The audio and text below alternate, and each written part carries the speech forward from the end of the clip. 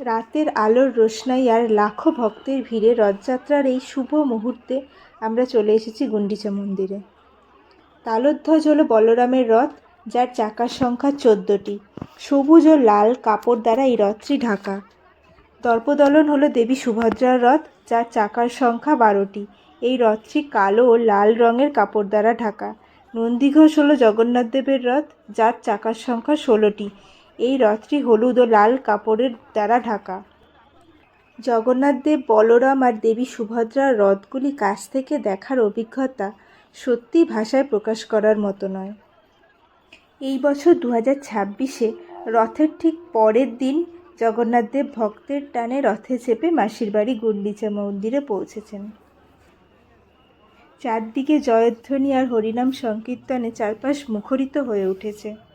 দর্শন শেষে মেলায় না ঘুরলে কি চলে? রথযাত্রা উপলক্ষে গুন্ডিচা মন্দিরের সামনে বসেছে এক সুবিশাল মেলা।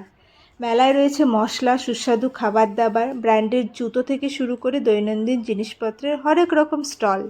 কেনাকাটার পাশাপাশি পরিবারের সবাইকে নিয়ে মেলায় উপভোগ করার আনন্দটাই আলাদা। ভক্তি আনন্দের মেলবন্ধনের এই সন্ধ্যাটি আজীবন স্মৃতি হয়ে থাকবে। জয় জগন্নাথ।